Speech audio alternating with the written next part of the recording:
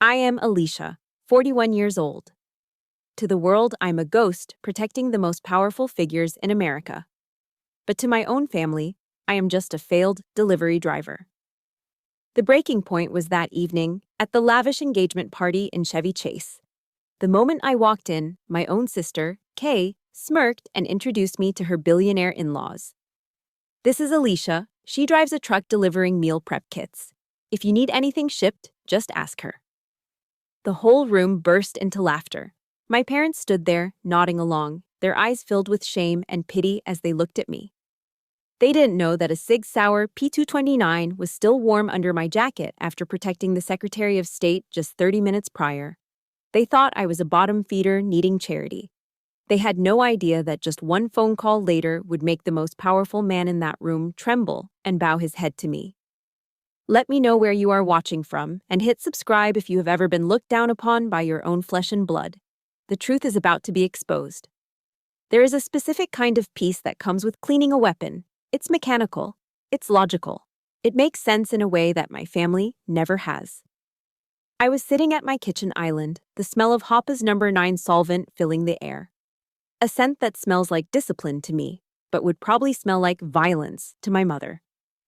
My Sig Sauer P229 was disassembled on the cleaning mat in front of me. This isn't just a gun. It is the standard-issue sidearm for the Diplomatic Security Service. It's an extension of my hand. I had just wiped down the recoil spring when my phone buzzed, vibrating aggressively against the granite countertop. I didn't need to look at the screen to know who it was.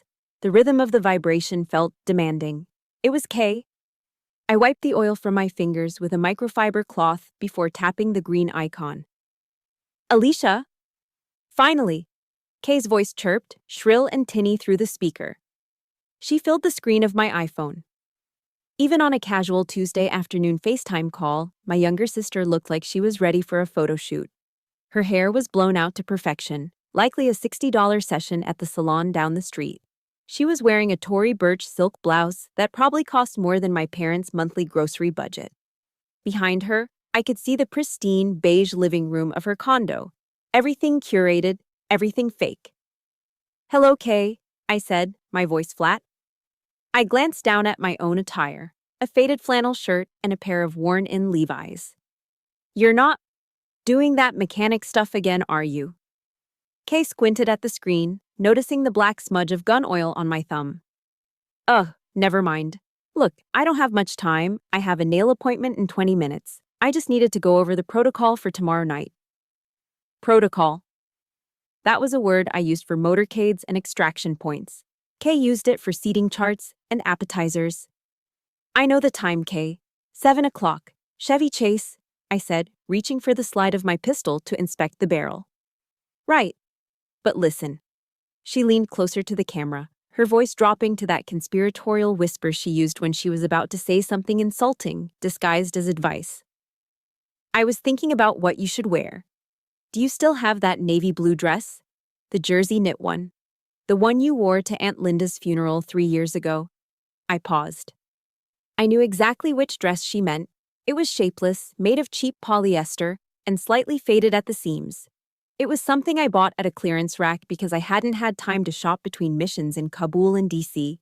It made me look 10 years older and 20 pounds heavier. I have it, I said. But I was planning to wear the black suit. No. Kay cut me off sharply. No suits. God, Alicia, you always look so masculine in those suits. It's an engagement party, not a job interview at a warehouse. Plus, the Prestons are very old school, very elegant. I don't want you to look like you're trying too hard. The blue dress is better. It's humble. It suits your situation. My situation. I picked up a cotton swab and began cleaning the firing pin channel. Understood, I said. The blue dress, humble. Great, she smiled, a flash of whitened teeth. Oh, and the truck. The monster. She was referring to my Ford F-150. To her, it was a redneck eyesore. To me, it was a modified, up-armored beast with a V8 engine capable of ramming through a blockade if necessary. It was government property disguised as a civilian work truck. What about it? Don't park in the driveway, Kay said, waving her hand dismissively. And honestly, don't even park in front of the house. The HOA in the Preston's neighborhood is a nightmare. And if they see that thing with the mud flaps and the dents, it just lowers the property value just by idling there. Park it around the corner, maybe 2 blocks down. The walk will be good for you. I felt a muscle in my jaw tighten. She was banishing my vehicle, my mobile command center, to the shadows because it didn't fit her aesthetic. I can park down the street, I said. My voice remained steady. Marcus Aurelius once wrote, "The best revenge is to be unlike him who performed the injury." I would not yell. I would not argue. I would endure. Perfect. She checked her watch. A delicate Cartier tank watch that our parents had bought her for passing the bar exam. They gave me a pat on the back when I graduated from the Federal Law Enforcement Training Center. One last thing, Alicia.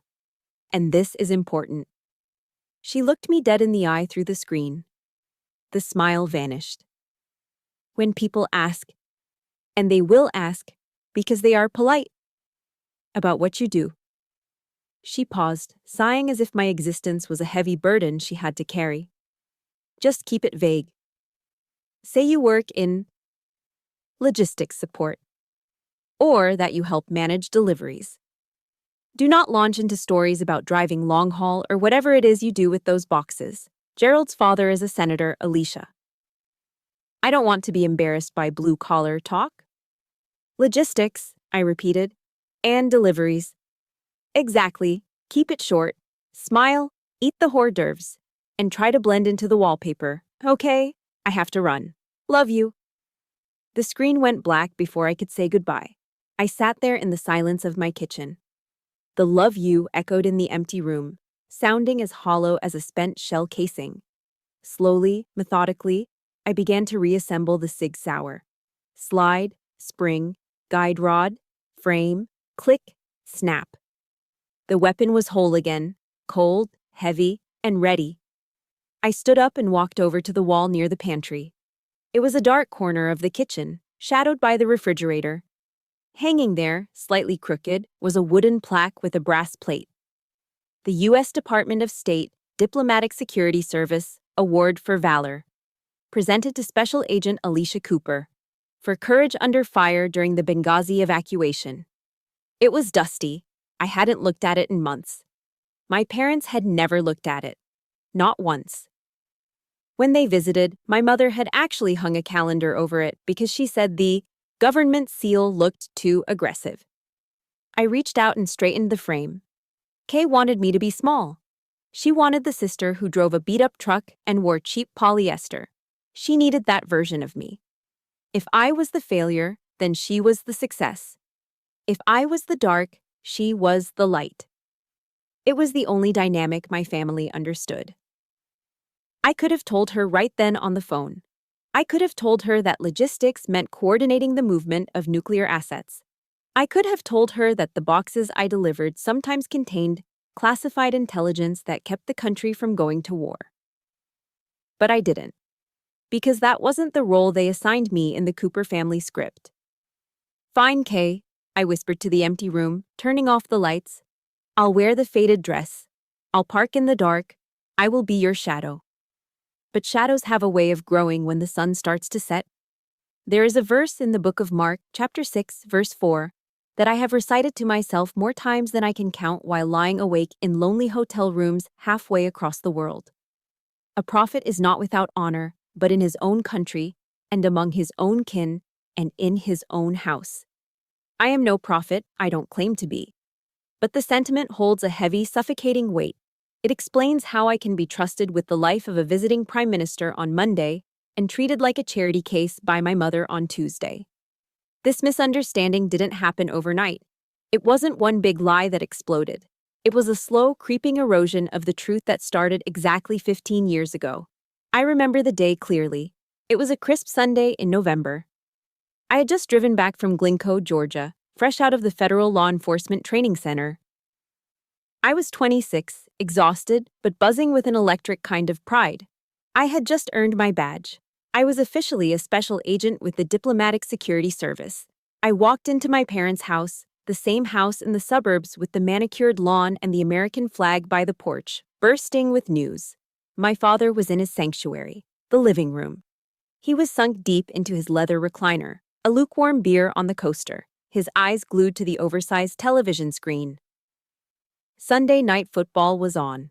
The Dallas Cowboys were down by 3, and the tension in the room was thicker than the cigar smoke clinging to the curtains. "Dad," I said, standing in front of the TV, blocking the view of the line of scrimmage. "I did it. I passed. I'm an agent." He leaned to the left, trying to see around my hip. "Move, Alicia. They're in the red zone." "Dad, listen. I got the job. The State Department." He finally muted the TV, but he didn't look me in the eye. He looked at the remote in his hand. "State Department? That's government, right? Federal?" "Yes," I beamed, reaching into my pocket to pull out the leather wallet with the gold badge. "It's federal law enforcement. I'll be protecting—" "Does it have dental?" he interrupted, taking a sip of his beer. "And the pension? Is it the FERS system? You stick with that for 20 years, Alicia, and you'll be set. Good benefits. Safe. Boring, but safe." He didn't want to hear about the tactical driving course I had aced. He didn't care about the firearms training or the courses on counterterrorism. To him, I had just landed a desk job at the DMV that happened to come with a good 401k. "It's not boring, Dad. It's dangerous. I'm an agent," I tried to correct him. From the kitchen, Kay walked in. She was 24 then, just starting law school, already perfecting that shark-like smile. She saw the badge in my hand and didn't even blink. "An agent?" Kay laughed, popping a grape into her mouth. "Like 007. Please, Alicia, you barely passed gym class in high school." "Daddy, she's basically a security guard for the embassies. You know, checking IDs, opening gates for the ambassadors, like a glorified doorman." "I am not a doorman," I snapped. "I protect diplomats." "Right," Kay said, dismissing me with a wave of her hand as she sat on the arm of Dad's chair. "You run errands for them. You make sure their dry cleaning is safe. It's logistics, support staff."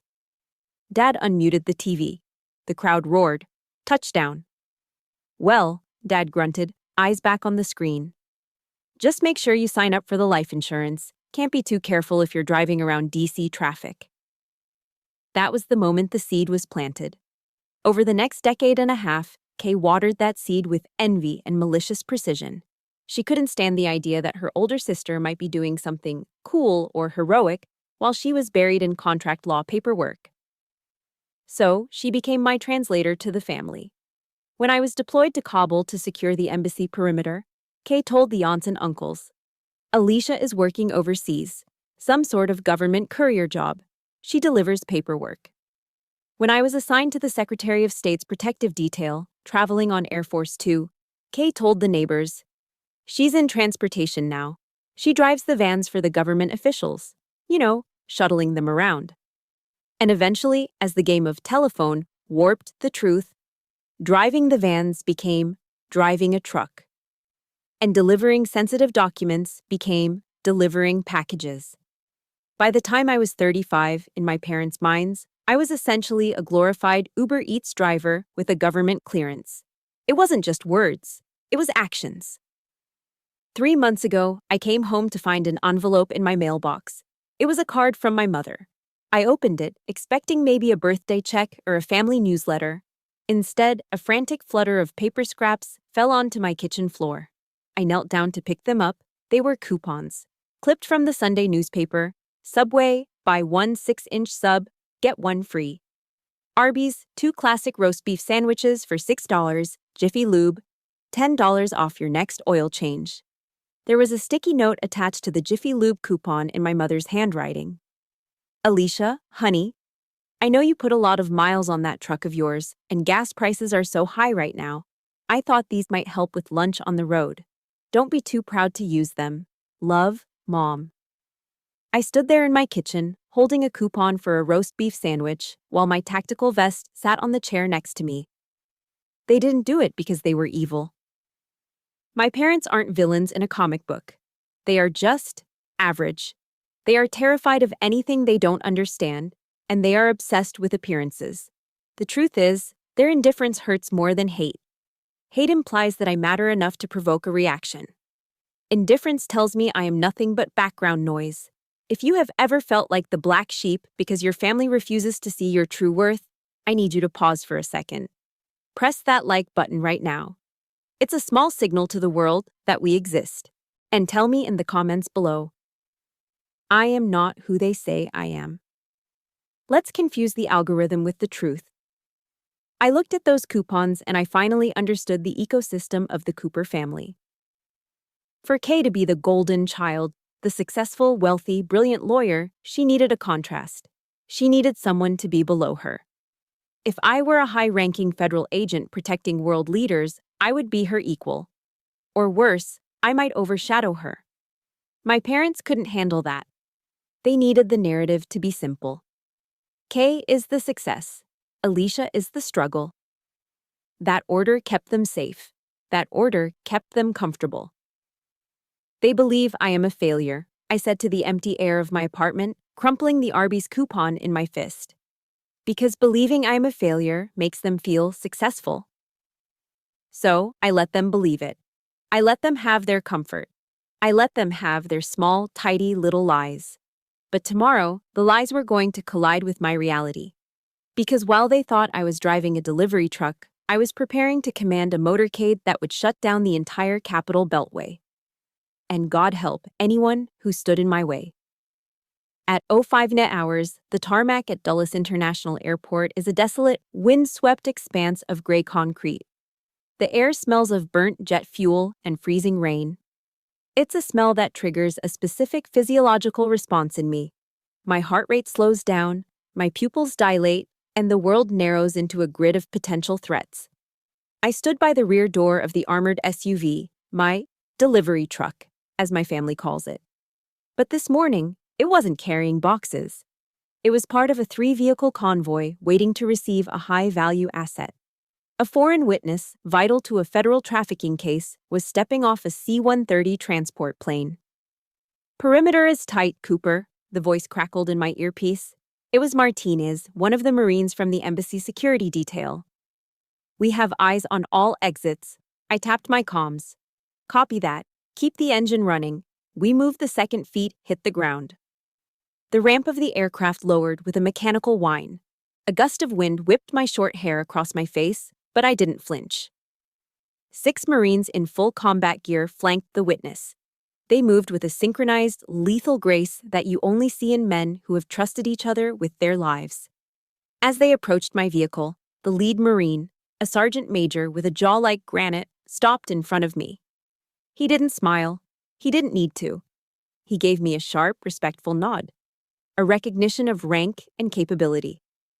All yours, ma'am, he said, his voice cutting through the roar of the engines. Safe travels. Thank you, Sergeant. We'll take it from here. We loaded the witness.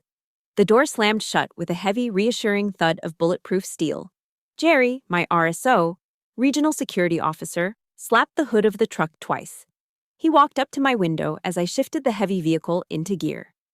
Jerry is a man of few words, a Vietnam vet who has seen more combat than most action movie stars. Good work, Cooper, Jerry said, his eyes scanning the horizon one last time. That was a textbook extraction. You're the iron shield of this unit. I don't know what we'd do without you. The iron shield. I felt a warmth spread through my chest that had nothing to do with the car heater. Respect, competence, purpose. In this world, on this tarmac, I was essential. I was powerful. I guided the convoy out of the secure zone, watching the sunrise bleed orange over the Virginia skyline. My job was done. The adrenaline began to recede, leaving behind the dull ache in my lower back that comes from wearing a 20-pound tactical vest for 6 hours. I pulled into a lay-by to strip off the vest and secure my weapon in the lockbox. That was when my personal phone buzzed on the passenger seat. The screen lit up. Mom. I stared at it. The contrast was jarring. 1 minute I was Cooper, the Iron Shield. The next, I was Alicia, the daughter. I unlocked the phone. Alicia, honey, are you on your way back from your night shift? Since you have the big truck, can you stop by Costco? We need drinks for Kay's party tonight. 5 cases of La Croix, pamplemousse flavor, and maybe 5 cases of Diet Coke? The 36-pack ones. It saves us the delivery fee and your truck has plenty of room. Thanks. I read the message twice. My truck. This vehicle has run-flat tires, reinforced plating capable of stopping a 7.62mm round, and an encrypted satellite communication system. And my mother saw it as a grocery cart. She didn't ask if I was tired. She didn't ask if I was safe. She just saw a big truck and free labor. I looked at the dashboard. I could say no. I could tell her I had a debriefing. I could tell her the truth, that this is a government vehicle and I shouldn't be hauling soda for a suburban engagement party. But I didn't.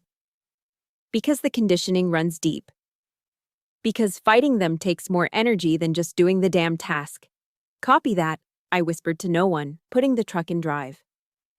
40 minutes later, I was in the purgatory known as the Costco parking lot. I maneuvered the massive black SUV into a spot between a minivan covered in stick figure family decals and a sedan with a student driver bumper sticker. I stepped out, still wearing my tactical pants and heavy boots, though I had swapped my tactical shirt for the flannel one. People stared. I looked like I was ready to invade the rotisserie chicken aisle. Walking through the warehouse was a surreal experience. An hour ago, I was scanning for snipers. Now, I was scanning for the best price on sparkling water. I wrestled 5 cases of LaCroix and 5 cases of Diet Coke onto a flatbed cart. They were heavy, awkward. The physical exertion was nothing compared to training, but the mental weight was crushing. I paid with my own card. Mom always forgot to transfer the money until weeks later, and hauled the load back to the truck. By the time I pulled up to Kay's condo complex, the sun was high and bright. It was a nice place, gated, manicured hedges. The kind of place where people called the police if a car was parked on the street for too long. I backed into the driveway and texted Kay. I'm here. The front door opened. Kay stood there, wrapped in a silk robe, holding her hands up in the air like a surgeon scrubbing in for an operation. Oh, thank God, she called out, not stepping a foot outside. I just put on my second coat of polish. Ballet slippers pink. I literally can't touch anything for 20 minutes. I got out of the truck. The heat radiating off the asphalt hit me. Where do you want these? I asked, grabbing the first 2 cases of soda. My biceps strained against the flannel. Just bring them into the living room, she directed, waving a wet fingernail toward the open door. Stack them in the corner by the bar cart, but be careful. I walked past her, carrying 50 pounds of carbonated water.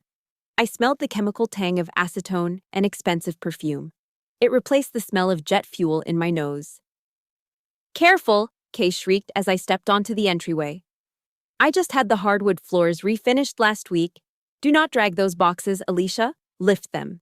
If you scratch the oak, Gerald will have a heart attack. I stopped in the middle of her living room.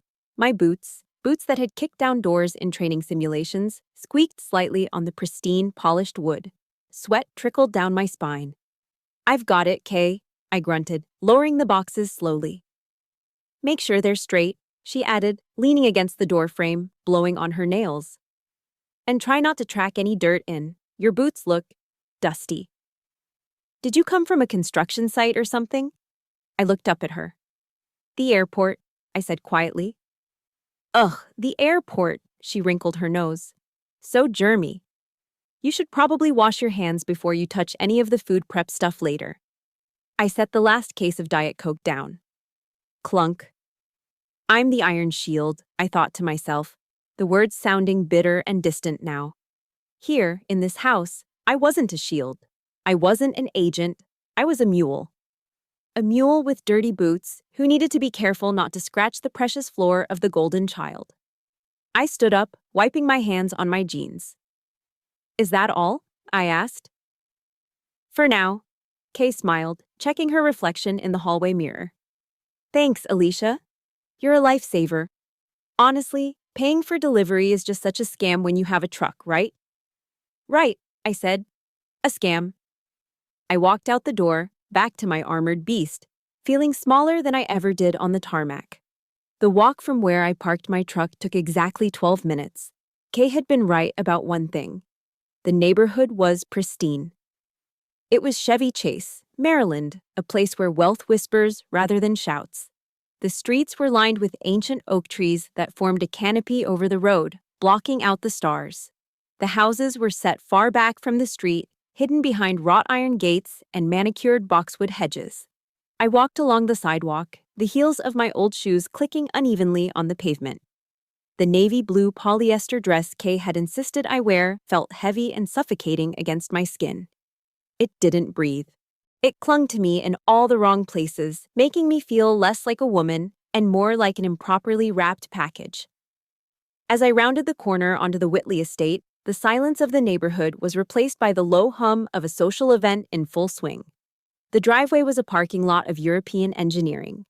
I counted 3 black Range Rovers, 2 Mercedes S-Class sedans, and a Tesla Model X, with the Falcon doors open. A team of valet attendants in red vests was moving with the efficiency of a pit crew, whisking cars away so the guests wouldn't have to walk more than 10 feet. I, of course, had walked 6 blocks. I approached the main entrance. The house was a massive brick colonial revival, illuminated by tasteful landscape lighting that made the red bricks glow like embers.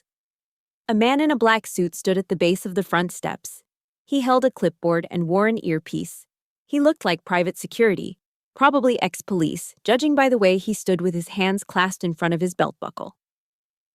As I stepped onto the slate walkway, he moved. 1 step to the left, just enough to block my path. "Excuse me, miss," he said. His voice was polite, but his eyes were hard. He scanned me, the frizzy hair from the humidity, the cheap dress, the scuffed shoes. He didn't see a guest. He saw a problem. "The service entrance is around the side," he said, pointing a thumb toward a dark path lined with garbage cans. "Catering staff needs to check in with the house manager at the kitchen door." I stopped. My hand instinctively twitched toward my hip, where my badge usually rested. But tonight, there was no badge, just polyester. "I'm not with the catering staff," I said, keeping my voice level. The guard raised an eyebrow. He looked down at his clipboard, then back at me. He clearly didn't believe me. "This is a private event, miss. The guest list is strictly enforced." "I know," I said. "I'm Alicia Cooper, the bride's sister." He paused. He looked at the list. He ran his finger down the names, taking his sweet time, as if he expected to find me on a banned list rather than the family section. "Cooper," he muttered. He found it. He looked disappointed. "Right. Go on in." He stepped aside, but he didn't apologize. He just watched me walk up the steps, his gaze lingering on the back of my dress. I could feel the judgment burning a hole between my shoulder blades. Inside, the air changed. It was cooler, conditioned to a perfect 68 degrees, and smelled of money. It's a specific scent, a mix of expensive beeswax polish, fresh hydrangeas, and Joe Malone diffusers. A live jazz band was playing in the corner of the grand foyer. The saxophone player was smooth, filling the space with low, sultry notes. Waiters in white tuxedo jackets weaved through the crowd carrying silver trays of raw oysters and crystal flutes of champagne. I stood in the entryway for a moment, letting my eyes adjust. It was a tactical habit. Scan the room, identify exits, identify threats. The threat level here was 0 physically, but psychologically, it was catastrophic. Everyone looked like they had been airbrushed. The women wore silk and cashmere, their jewelry understated but clearly insured for millions. The men wore bespoke suits that fit them like second skins. And then there was me, a blue smudge in a room of gold and cream. "Alicia." The voice cut through the jazz. It was Kay. She was standing near the fireplace, holding a glass of white wine. She looked stunning, I had to admit. Her dress was a shimmering silver sheath that caught the light with every movement. She waved me over, her smile tight and frantic. I took a breath and walked into the fray. Into the lion's den. "You made it," Kay hissed as I got close, leaning in to air-kiss my cheek so she wouldn't smudge her lipstick. "And you wore the dress. Good. You blend in." I didn't blend in. I stood out like a sore thumb, and she knew it. "Come on," she said, gripping my elbow with surprising force. "Gerald and Patricia are asking about you. Don't be weird." She steered me toward a couple standing by the floor-to-ceiling windows. Gerald Whitley looked exactly like his pictures in the business journals. Tall, broad-shouldered, with silver hair and a face that was permanently flushed from good scotch and high blood pressure. Beside him was Patricia. Patricia Whitley was terrifying. She was a petite woman, but she took up all the oxygen in the room. She wore a cream-colored Chanel suit and a single strand of pearls that were large enough to be choking hazards. Her hair was a helmet of blonde perfection. "Mom, Dad," Kay said, her voice dropping an octave to sound more demure. "This is my sister, the one I told you about, Alicia." Patricia turned. Then came the scan. I have been scanned by retinal readers at CIA headquarters. I have been patted down by airport security in war zones. But nothing felt as invasive as Patricia Whitley's eyes. She started at my hair. Her gaze moved down to the collar of my dress, noting the fraying stitching. She looked at my hands. No manicure, short nails, a small callus on my thumb from the gun safety. She looked at my hips, then my legs. And then she stopped at my feet. I was wearing a pair of black pumps I had bought at DSW 5 years ago. The leather on the left toe was scuffed from driving. The heel on the right was slightly worn down. Patricia stared at that scuff mark for 3 seconds. In those 3 seconds, she calculated my entire net worth, my education level, and my social standing. And the result was deficient. She looked back up at my face. Her expression hadn't changed, but the warmth in her eyes had dropped to absolute zero. "Alicia," Patricia said. Her voice was like dry ice.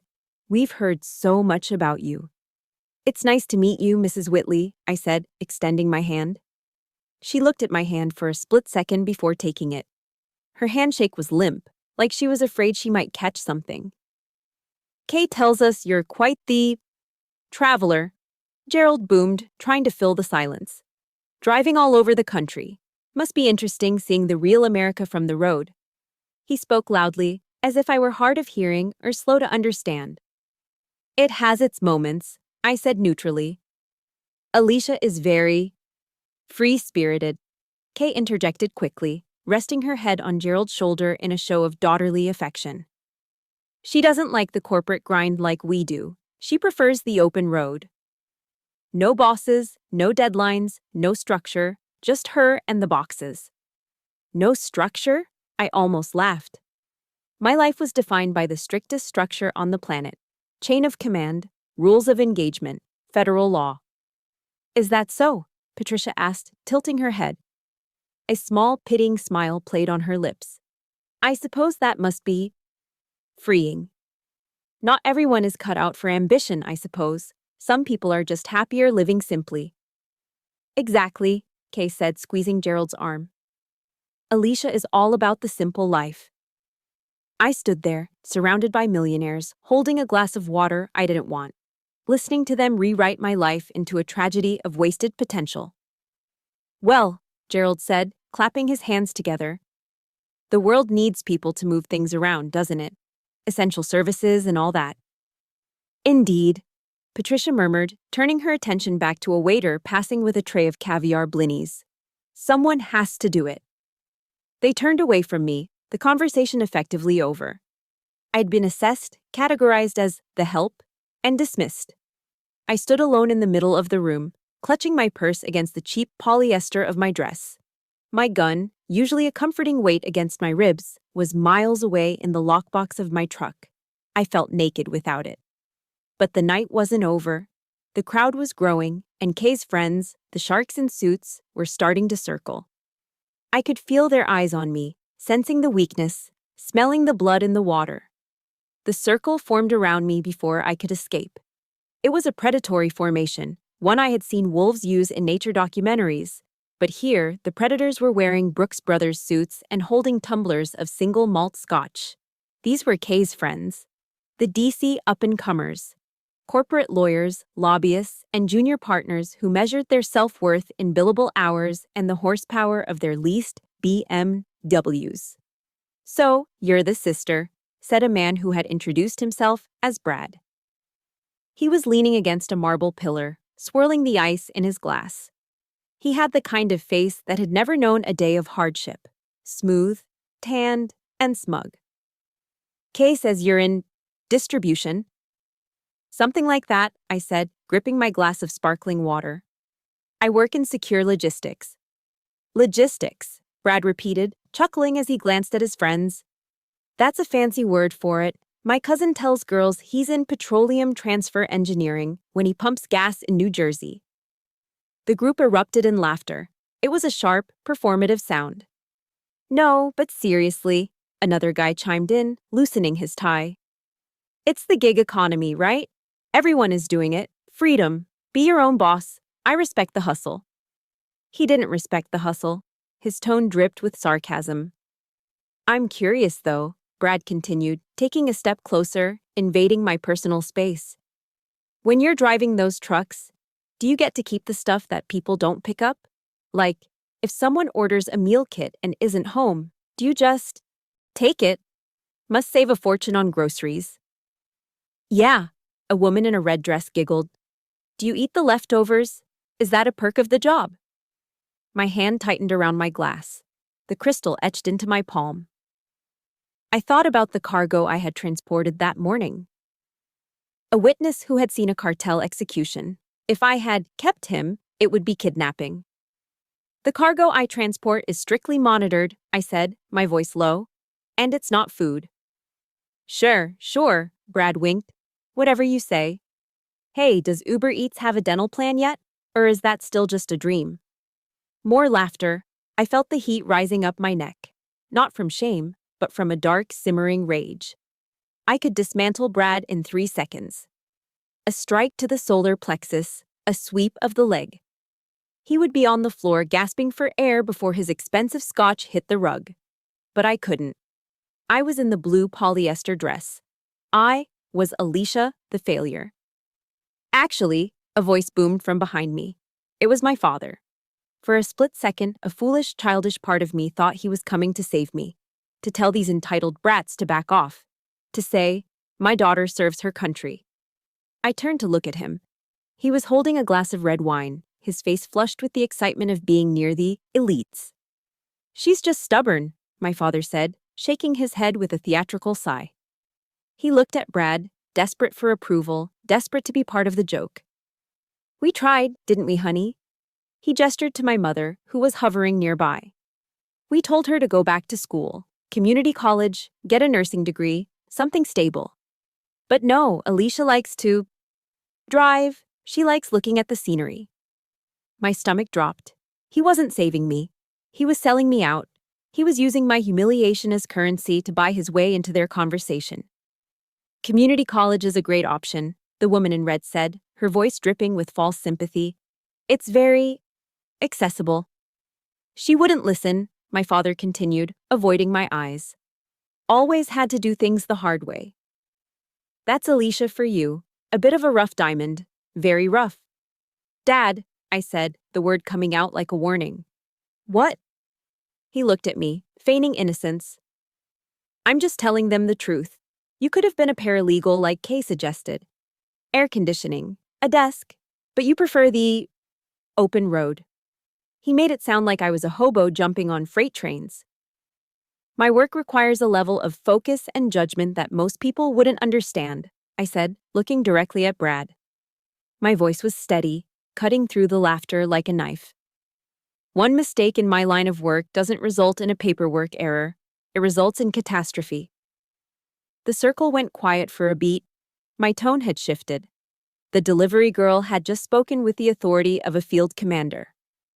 Brad blinked, looking unsure for a moment, but the tension was broken by a heavy hand landing on my shoulder. It was Gerald Whitley, the patriarch. He squeezed my shoulder, not affectionately, but with the weight of ownership. He smiled down at me, his eyes crinkling with what looked like kindness but felt like pity. Now, Gerald boomed, his voice rich and baritone, silencing the group. Let's not give Alicia a hard time. He looked around the circle, playing the role of the benevolent king defending his peasant. Society needs people like Alicia, Gerald said, giving my shoulder another patronizing pat. Think about it. Without people willing to do the heavy lifting, the driving, The serving, how would we function? We wouldn't have our packages. We wouldn't have our dinners delivered warm. He looked at me, his eyes locking onto mine. It is a noble service, my dear, he said, speaking slowly, enunciating every word as if I were a child or mentally slow. Knowing your place in the ecosystem is a virtue. Not everyone is meant to lead. Not everyone is meant to create policy or build empires. Some people are the hands and feet, and we thank you for that. Really, it's a worthy contribution. The room seemed to tilt. Knowing your place. He wasn't defending me, he was defining me. He was putting me in a box, a small labeled box at the bottom of his pyramid. To him, I was the biological equivalent of a forklift. Useful, necessary, but not sentient, not equal. Thank you, Gerald, I said. My voice sounded hollow to my own ears. I'm glad I can serve. That's the spirit, Gerald laughed, releasing my shoulder. Now, who needs a refill? I opened a 1998 Bordeaux that is breathing beautifully. The circle broke. They turned their backs on me, drawn away by the promise of expensive wine, leaving me standing alone in the center of the rug. I stared at their backs, the tailored suits, the silk dresses, the confident posture of people who have never had to check under their car for an IED. My phone, tucked into the small clutch purse I was holding, began to vibrate against my palm. It was a long, sustained vibration, not a text, a call. I looked down at the screen. It wasn't my mother. It wasn't Kay. The screen flashed red. Incoming secure call, Central Command. I took a deep breath, the air in the room suddenly feeling thin and stale. The humiliation that had been burning my skin seconds ago evaporated, replaced by the icy clarity of duty. The delivery girl was about to clock out. The agent was clocking in. The phone in my hand felt radioactive. The screen pulsed red, a silent siren in the middle of the polite, murmuring crowd. Incoming secure call, Central Command. I didn't answer it immediately. Protocol dictated I move to a secure perimeter. I turned on my heel, ignoring the confused look from the waiter holding a tray of empty champagne flutes, and stepped quickly into the hallway. The heavy oak doors muffled the sound of the jazz band, but the silence out here was deafening. I swiped the screen. Cooper, I said. My voice had dropped an octave. The submissive sister was gone. Code red, Cooper. I repeat, code red. It was Jerry. His voice was tight, clipped, fighting against a background of chaotic radio chatter. We have a situation. The Secretary's motorcade has been boxed in on Rockville Pike, 2 miles south of your location. Local PD is overwhelmed. We have a credible threat of an ambush. The lead vehicle is disabled. My blood ran cold. Rockville Pike. At this hour, it was a parking lot of commuters, a sitting duck scenario. Secretary Thomas, the man who held the nuclear codes for diplomatic relations, was trapped in a metal box surrounded by potential hostiles. Status of the asset? I asked, my eyes scanning the hallway for cameras. Asset is secure for now, but exposure is high. We need an extraction route and immediate fire support. You are the closest unit. What is your ETA? I looked down at my watch, then at my blue polyester dress, then at my scuffed shoes. I have the beast, I said, referring to my up-armored truck. I can be there in 4 minutes if I jump the median. Do it, Jerry barked. Get him out of there, Alicia. Bring him to the safe house. You are authorized to use lethal force. Go. The line went dead. 4 minutes. I shoved the phone back into my clutch. My heart was hammering against my ribs, a steady, rhythmic thud. Thump, thump, thump, thump. It wasn't fear. It was fuel. I needed to leave. Now. I turned back toward the main party room. The quickest way to the front door was through the crowd. I didn't have time to skirt around the service entrance. I pushed open the double doors. The room had quieted down.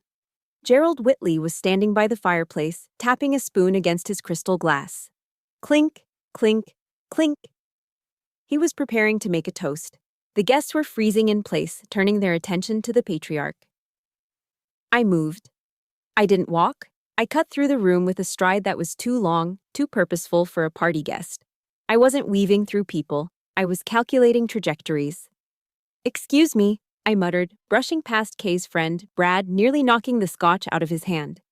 He glared at me, but I was already gone. I made it to the edge of the foyer, 10 feet from the heavy front door, 10 feet from freedom, 10 feet from the mission. And then, she stepped in front of me. My mother.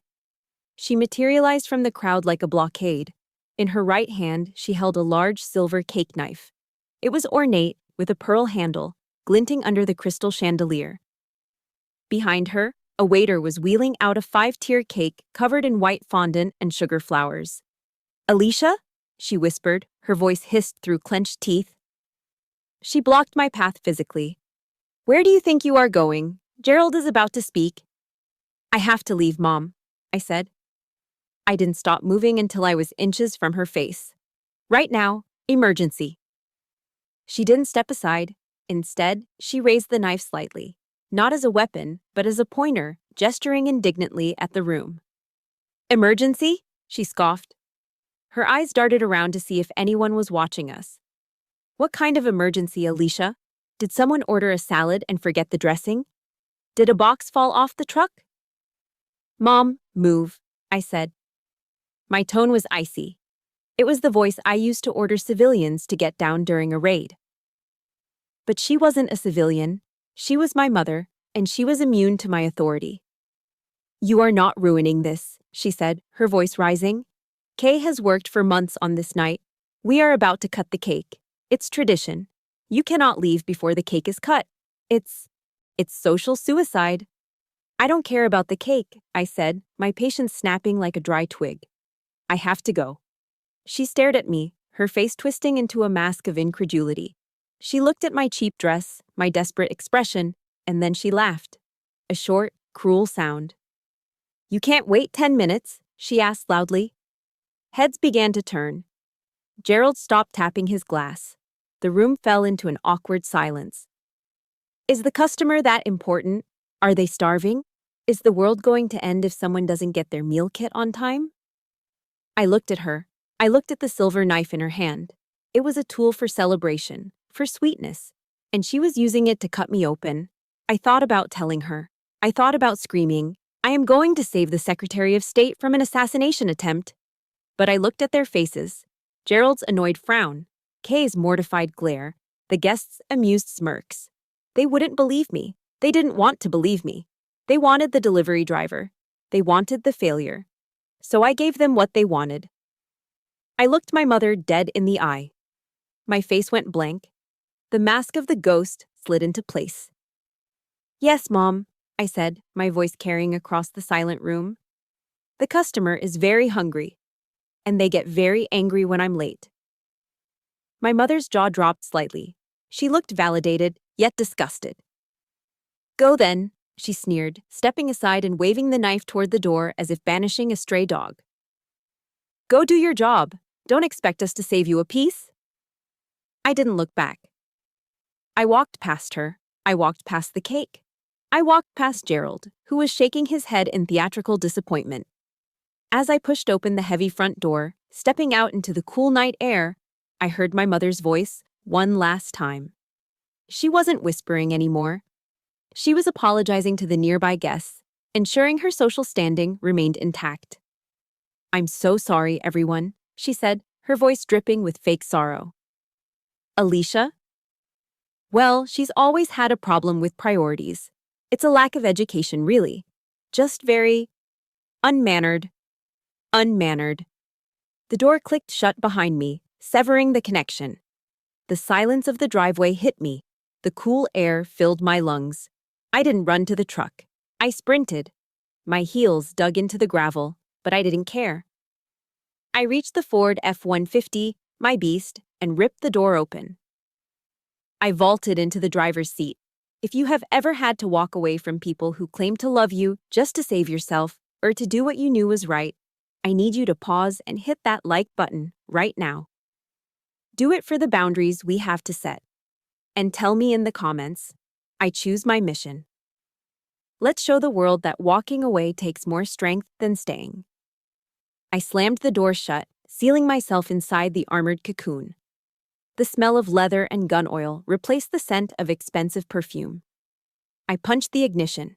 The V8 engine roared to life, a deep guttural growl that shook the frame. It was the sound of power. I reached under the seat and pulled out my tactical vest. I threw it over my head, pulling the Velcro straps tight over the blue polyester dress. I didn't bother with the shoes. I kicked them off, pressing my bare foot against the gas pedal. I keyed the radio mic. "Central, this is Agent Cooper," I said, my voice steady as a rock. "I am mobile. ETA 3 minutes. Tell the secretary to keep his head down. The cavalry is coming." I shifted the truck into gear and peeled out of the Whitley estate, leaving tire marks on their perfect asphalt. The party was over. The war had begun. Rockville Pike is a nightmare on a good day. Tonight, it was a parking lot. Red brake lights stretched as far as the eye could see, a river of stalled steel winding through the heart of Bethesda. But I wasn't a commuter anymore. I was a weapon. I flipped the toggle switch on the dashboard of my Ford F-150. Hidden strobe lights behind the grille and windshield erupted in a blinding display of red and blue. I hit the siren, a low, guttural whoop-whoop that vibrated in my chest. People didn't just move, they scattered. The sight of a matte black lifted truck with government plates parting traffic like the Red Sea tends to trigger a primal instinct in suburban drivers. Inside the cab, the transformation was happening. I engaged the cruise control for 3 seconds, a dangerous maneuver at 40 miles per hour, just long enough to rip the Velcro straps of my tactical vest. I hauled the heavy Kevlar over my head. It settled onto my shoulders with a comforting weight. It covered the cheap blue polyester dress, hiding the failure underneath layers of ballistic protection. I kicked off my right pump, then the left. I drove barefoot for a quarter mile, weaving through the breakdown lane before jamming my feet into the tactical boots I kept wedged under the heater. I didn't have time to lace them fully, so I tucked the laces in, earpiece in, radio on. "Central, I am 1 minute out," I barked into the comms. "Give me a sit rep." 2 hostiles in a sedan cut off the motorcade. Jerry's voice came through, clear and tense. "Exchange of fire. Limo is disabled. Engine block hit. Suspects fled, but we anticipate a secondary attack. Local PD is on scene, but the perimeter is porous." I saw the smoke rising ahead. The intersection near the Naval Medical Center was chaos. A black limousine sat sideways across 2 lanes, steam pouring from its hood. 2 Secret Service SUVs were boxed in around it, forming a defensive wedge. Montgomery County police cruisers were everywhere, their lights flashing, but there was no order. Officers were shouting, pushing back civilians who were filming with their phones. It was a circus. I didn't slow down until the last second.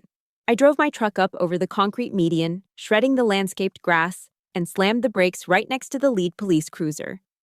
I kicked the door open. A young MCPD officer, adrenaline high, hand on his holster, stepped toward me.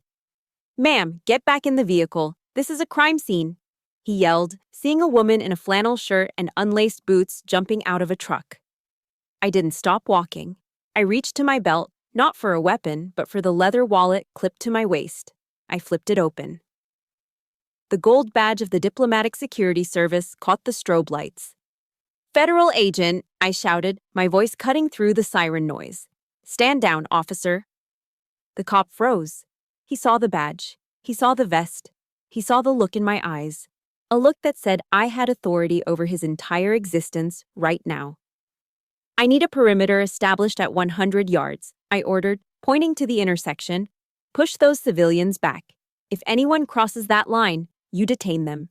Do you understand?" "Yes. Yes, ma'am." He scrambled to obey, waving his arms at his partner. I moved past him, entering the kill box. The Secret Service agents recognized me immediately. Johnson, the lead on the secretary's detail, lowered his MP5 submachine gun slightly when he saw me. "Cooper," he yelled. "Good to see you. We're sitting ducks here." "I have the beast," I said, thumbing back toward my truck. "It's up armored. We extract him now. Get him to the safe house." I moved to the rear door of the damaged limousine. The window was spiderwebbed with impact cracks. bulletproof glass that had done its job, but barely. I tapped the glass 3 times. The signal. The door clicked and pushed open. Secretary of State Thomas sat inside. He was a man of 60, with the weight of American diplomacy on his shoulders.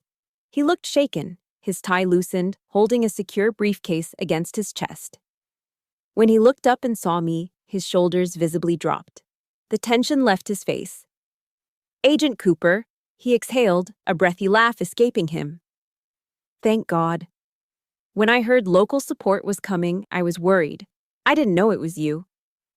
"I was in the neighborhood, Mr. Secretary," I said calmly, extending a hand to help him out.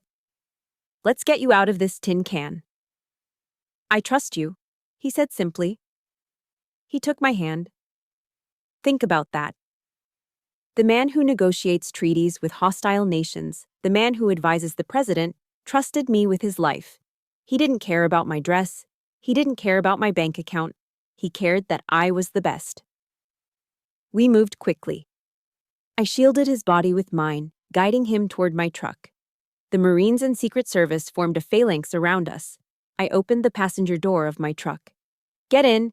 Keep your head down. Floorboard is reinforced." As I slammed the door shut, ensuring the third most powerful man in the executive branch was safe, my phone, which I had thrown onto the dashboard, lit up. It was right there at eye level.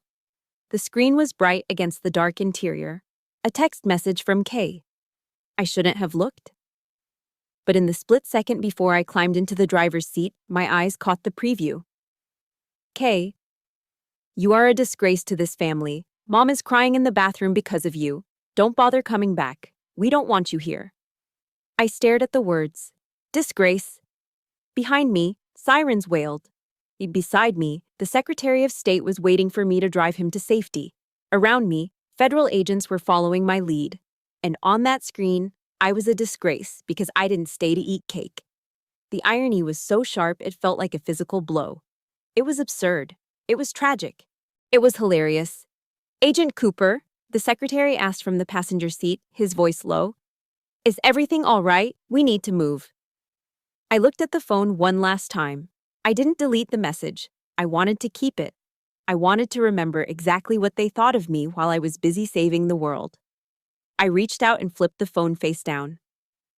"Everything is clear, Mr. Secretary," I said, my voice devoid of emotion. "We are moving." I stomped on the gas.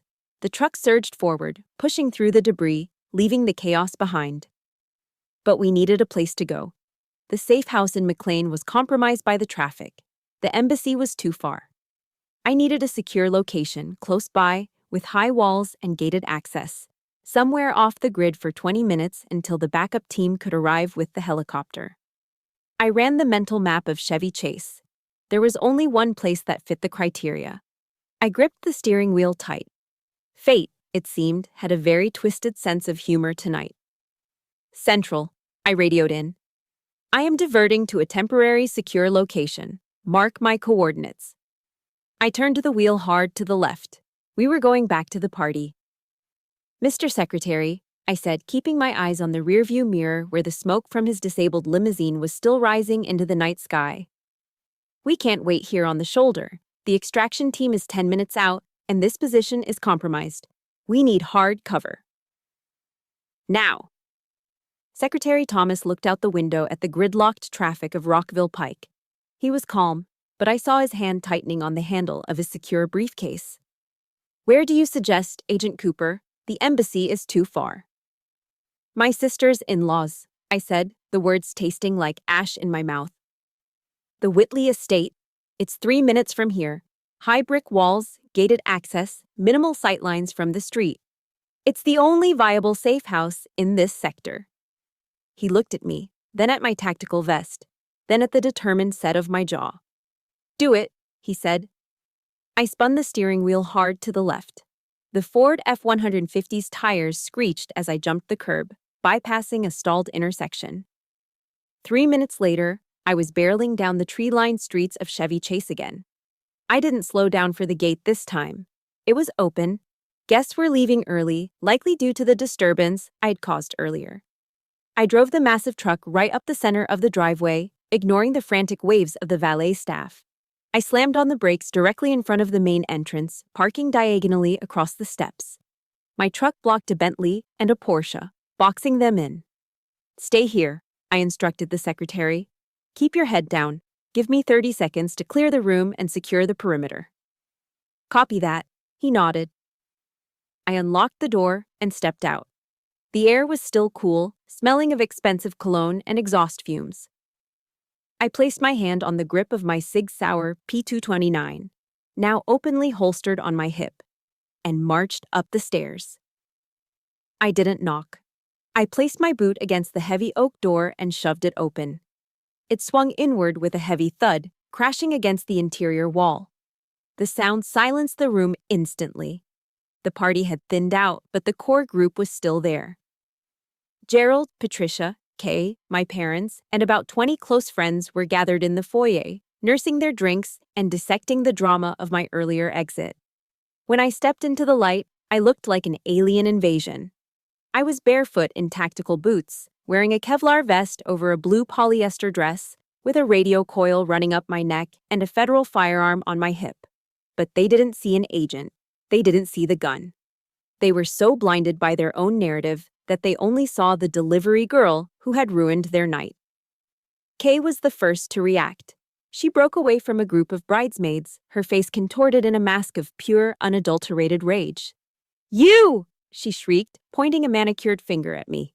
"You have the audacity to come back here after the scene you caused?" She marched toward me, stopping only because I held up a hand in a halt gesture. "Kay, step back," I said, my voice projecting with command authority. "I need everyone to clear this room immediately. This is a matter of national security." "National security?" Kay laughed, a high-pitched, hysterical sound. "Oh my God, you are delusional. What, did you forget your cooler? Did you forget a receipt for the soda?" "I am not joking," I said, scanning the upper landing for threats. "Clear the room." "Get out," Gerald Whitley roared. The patriarch stepped forward, his face turning a dangerous shade of purple. He looked at my muddy boots on his Persian rug. He looked at the truck blocking his driveway. He was trembling with fury. "This is private property, Ms. Cooper," Gerald bellowed. "You are trespassing. I don't care what kind of costume you are wearing or what game you are playing. You have insulted my wife, you have upset the bride, and now you are barging in here like a lunatic." "Mr. Whitley," I tried to interject, "I am commandeering this location as a temporary—" "I am calling the police," Gerald interrupted, reaching for his phone. "I am having you arrested. You clearly need mental help." "Gerald, please," my mother's voice whined from the back.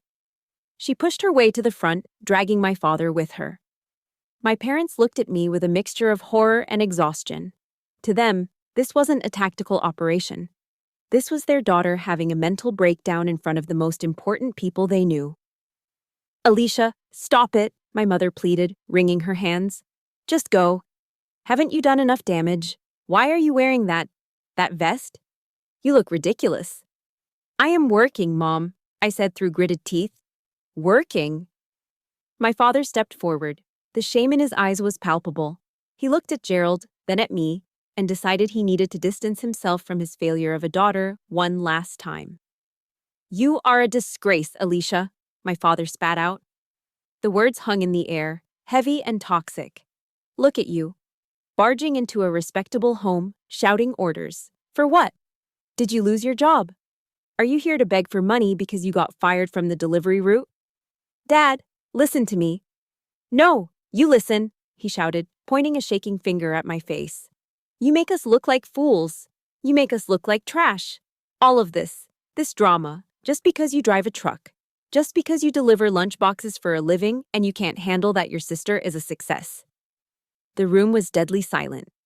The insult echoed off the marble floors. Just because you deliver lunchboxes. It was the trap of contempt. They had built a cage for me out of their own insecurities, and they refused to let me out of it, even when the keys were staring them in the face. I looked at my father. I looked at Kay, sneering in her silver dress. I looked at Gerald, dialing 911 on his phone. I felt a strange sense of calm. The bridge wasn't just burned, it was incinerated. "I am not here for money, Dad," I said quietly. And I am not here for lunch boxes. I raised my hand to my earpiece.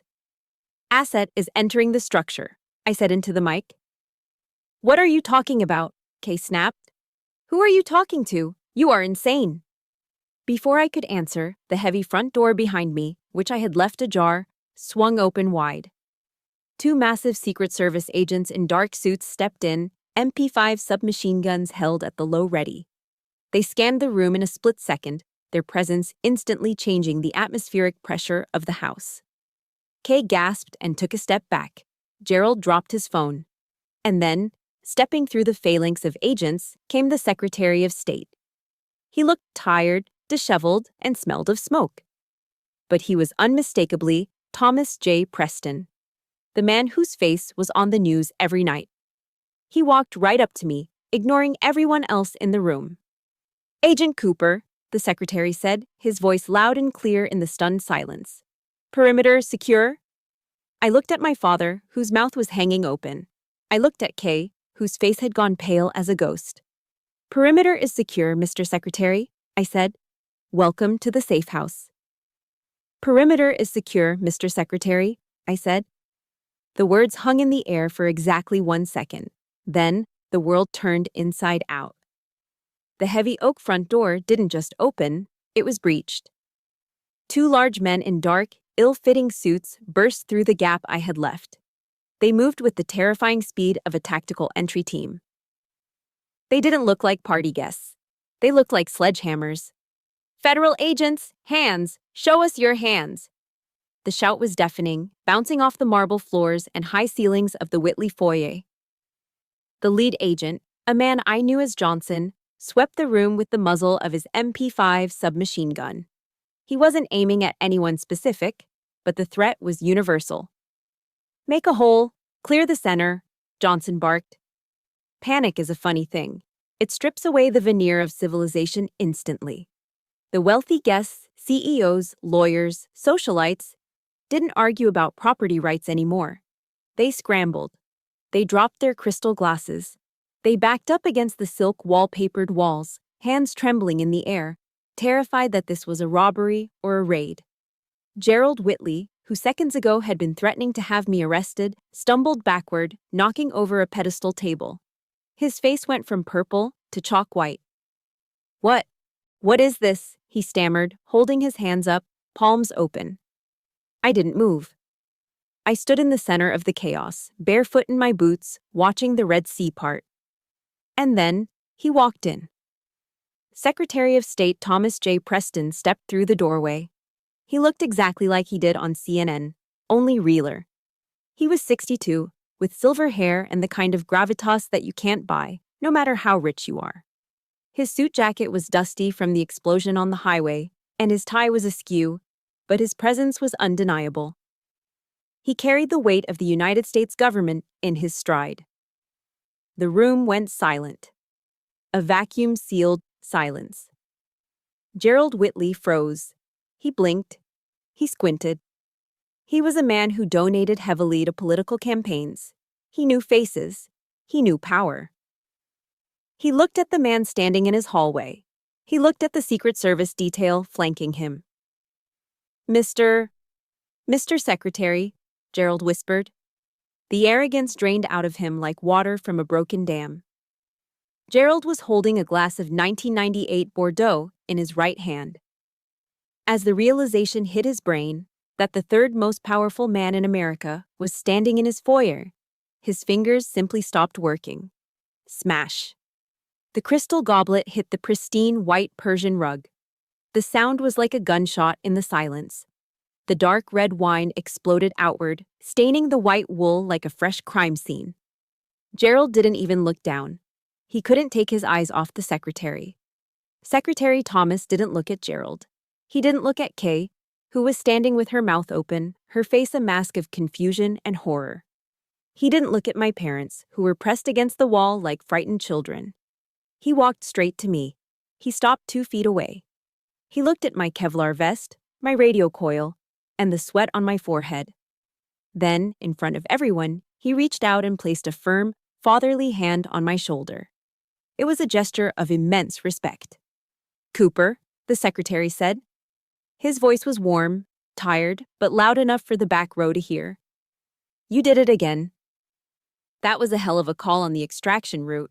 If we had stayed on the pike for 2 more minutes, well, I don't think we'd be having this conversation. Just doing the job, sir, I said, keeping my posture rigid. The safe house was the only viable option. The safe house, he chuckled, glancing around the opulent foyer. It's certainly comfortable, better than the embassy bunker. He squeezed my shoulder one last time, a signal of camaraderie that no amount of money could buy, and turned to face the room. He locked eyes with Gerald Whitley. Gerald looked like he was about to faint. He tried to speak, but only a squeak came out. Mr. Whitley, I presume? Secretary Thomas asked, stepping forward with his hand extended. The Secret Service agents lowered their weapons slightly, but kept their eyes scanning the guests. Yes, Gerald managed to choke out.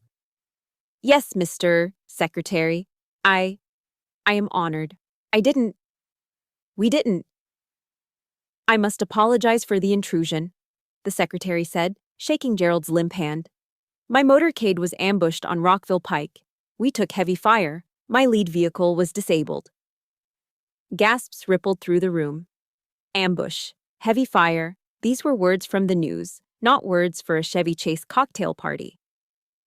It was a critical situation, the secretary continued, his voice smooth and diplomatic. Fortunately, my lead security element took decisive action. She commandeered your residence as a temporary hardened location until the support team arrives. He turned back and gestured to me with an open palm. You should be incredibly proud, Mr. Whitley, the secretary said, smiling at the room. I was told this is your daughter-in-law's sister. It is rare to see such instinct in the field. He looked at my parents. My father was leaning against the wall, his face gray. My mother was staring at the gun on my hip as if it were a venomous snake. Agent Alicia Cooper is one of the finest assets the Diplomatic Security Service has, the secretary announced. He wasn't just talking, he was testifying. A GS-15 senior special agent. Do you know how few people reach that rank at her age? She runs my protection detail. She coordinates logistics for nuclear summits. She is, quite literally, the reason I get home to my wife at night.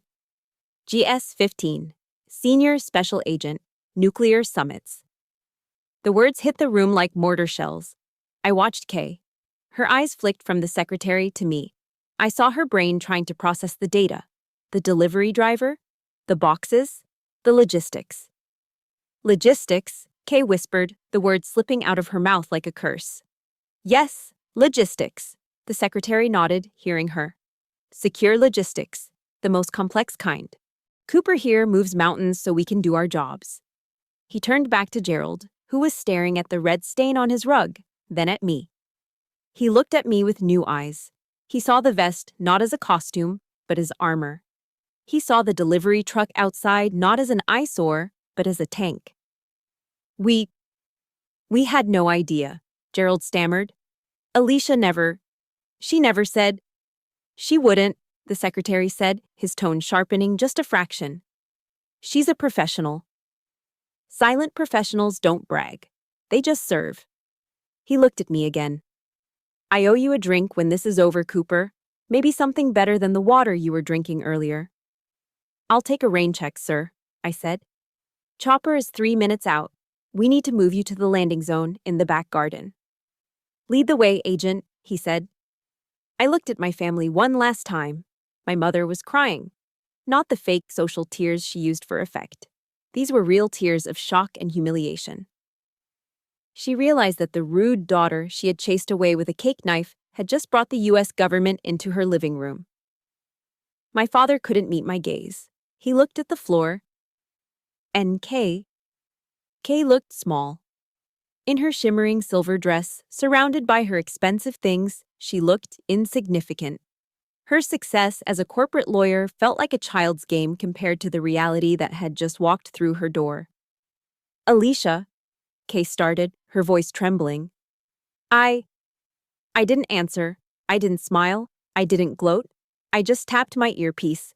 Johnson, take point, I ordered. Secure the back garden. We are moving the asset.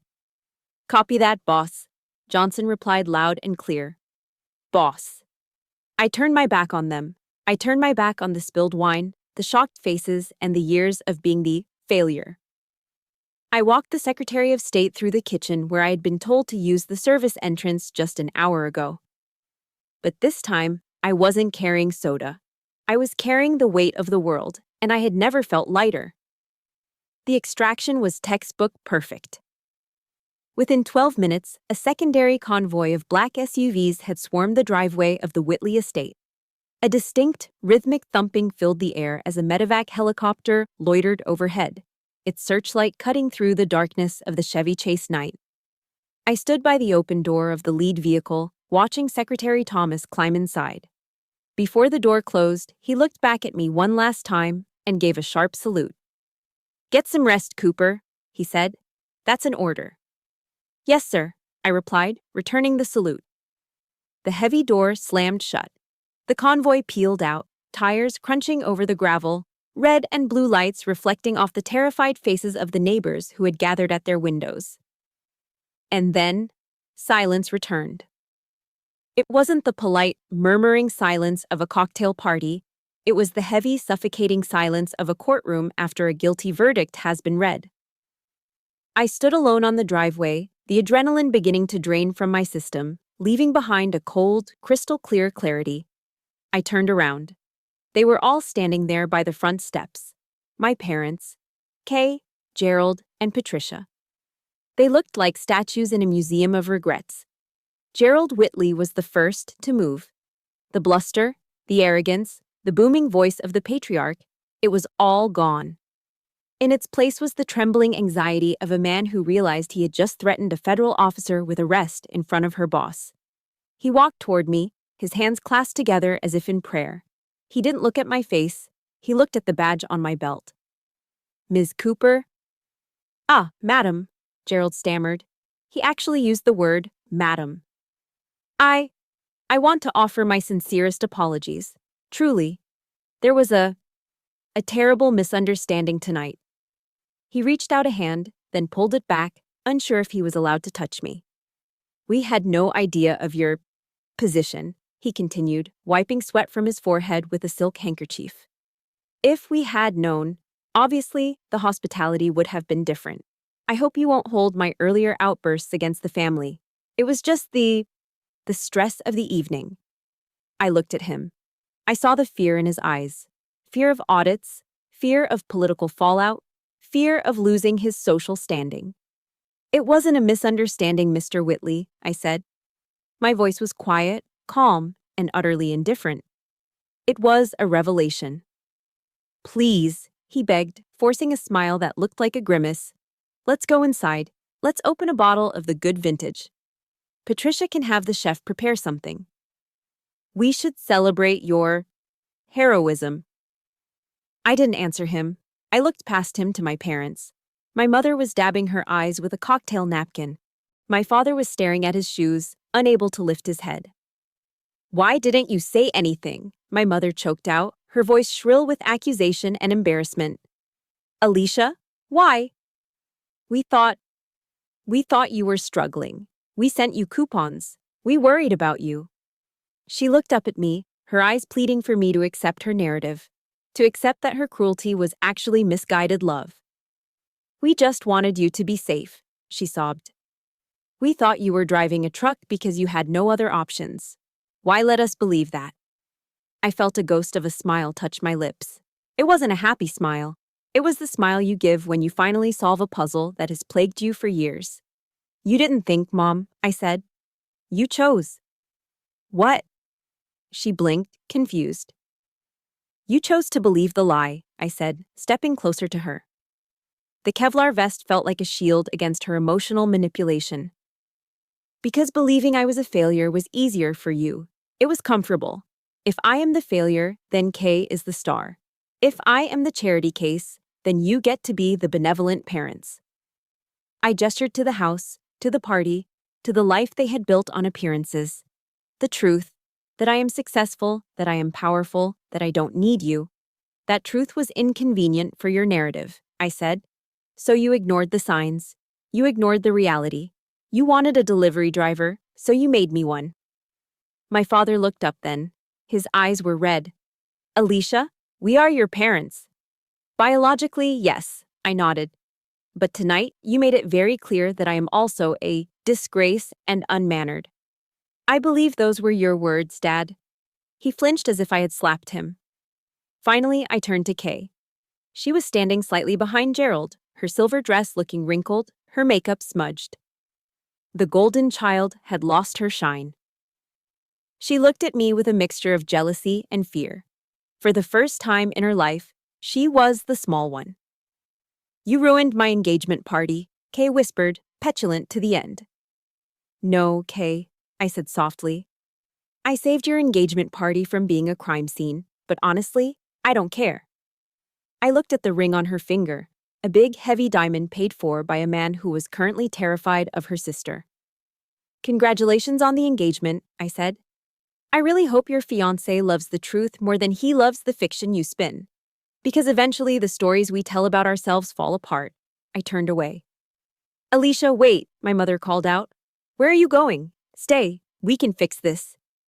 I didn't stop. I walked to my truck. The Ford F-150 sat there, rumbling quietly, a beast among the luxury sedans. It was scarred, dusty, and utilitarian. It was exactly like me.